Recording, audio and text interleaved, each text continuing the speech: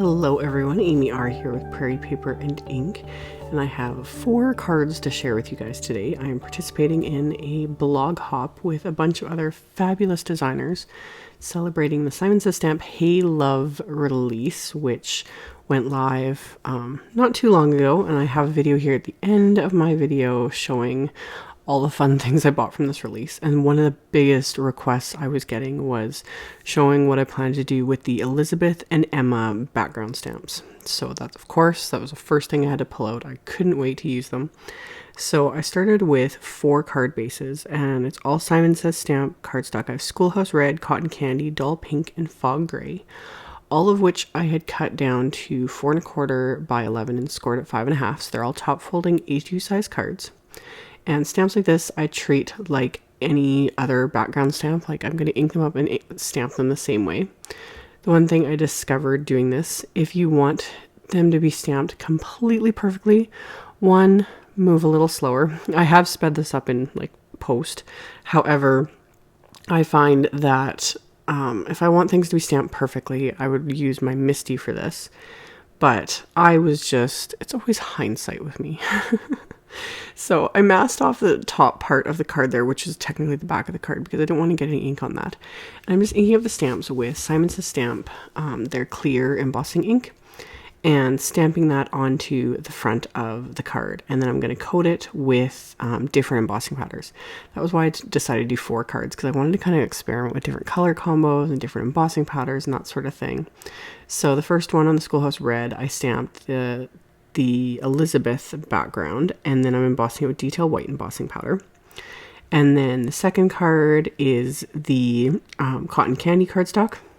And same thing, mask the top off with some post-it tape, aka the back, and then ink up the stamp again with the Simon Says clear ink. And then this time I'm using some Nouveau Gold Enchantment glitter embossing powder.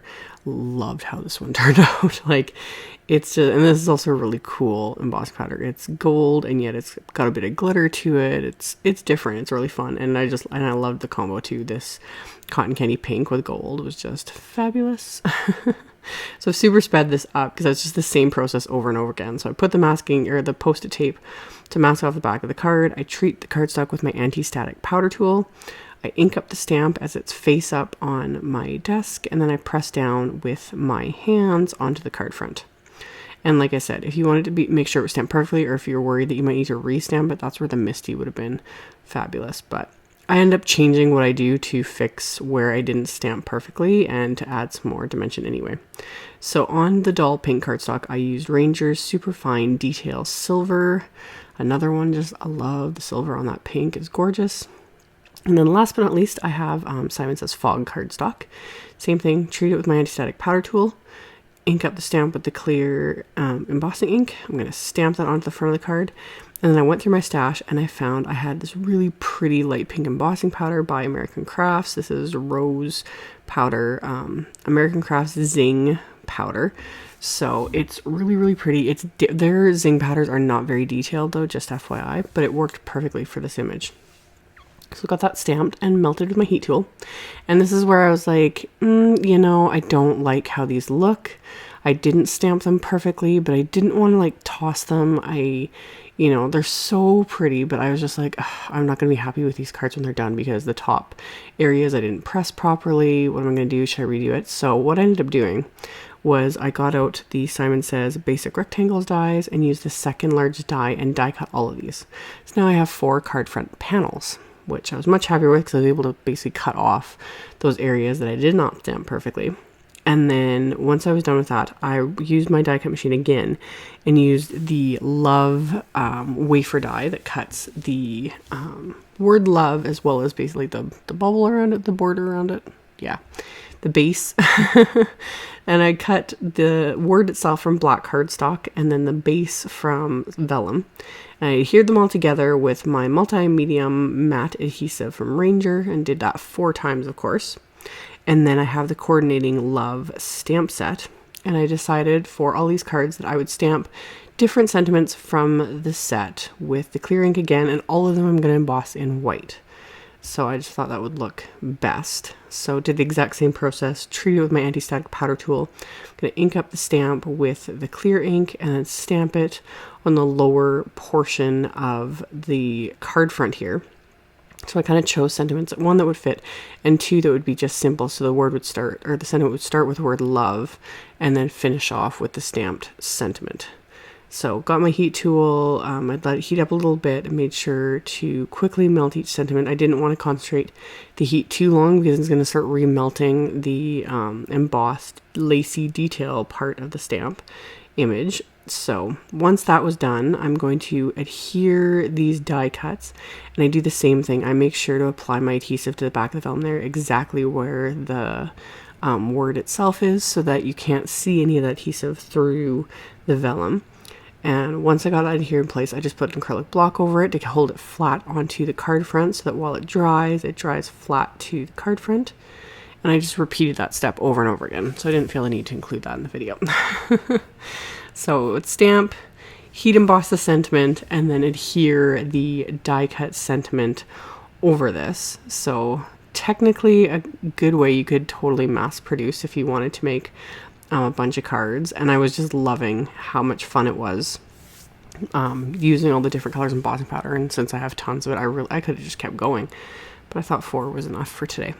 So I finished with my last one, stamped sentiment. Made sure to apply that thin line of adhesive behind the die cut word, press that really well into place on my card front, put the block on there, let it sit and dry for a bit. And then for my embellishments, I pulled out some doodlebug sprinkles and enamel dots. Just chose some different ones for each card front. So I used the cupcake sprinkles for the fog piece with the pink embossed one. And I also decided to use them on this one as well. I just thought it kind of played off the pink really nicely. Just kind of scattered those somewhat randomly, but not really, onto the front of the card. And for the red one, I'm using the lily white glitter ones, which you can't really see as well in video. In person though, they're just pretty. You know, there's that, white, super detailed stamped image, and then these nice little glittery dots on top of it. And I used the silver glittery dots on this one, and same thing, they just gave it a little extra something. So once those were all adhered, I backed all these pieces with foam tape and put them onto card bases cut in the exact same color. So like I said, you could totally stamp, like I had done on, and keep it like a flat, like one layer clean and simple card. But I do like how it gave it that extra something, having these popped up on foam tape on the same color cardstock. It was just that little extra step that gave it a little something something. So I adhered all those onto their coordinating card bases, and then for the insides of the cards, I put together several words from the love stamp set to create a sentiment just saying sending you hugs and kisses. So I organized that as straight as I possibly could onto one acrylic block, and then I treated the inside of all the cards again with my anti-static powder tool, and I'm inking up that sentiment and stamping it with the clear ink. And then again, for all of these, just like the sentiments on the front, I'm going to emboss all of these with the detail white embossing powder, because I just love how it pops on the colors of cardstock. So made sure to heat set and melt all that embossing powder, and just did that same process all 4 times, so I got the insides of all the cards stamped with that sentiment. And then I thought, as a final finishing touch, that I would stamp the backgrounds again just along the bottom inside of all these cards, just to give it that extra something. And because it's stamped in the clear ink, it gives a watermark effect, but you can still write over it with a pen if you need to.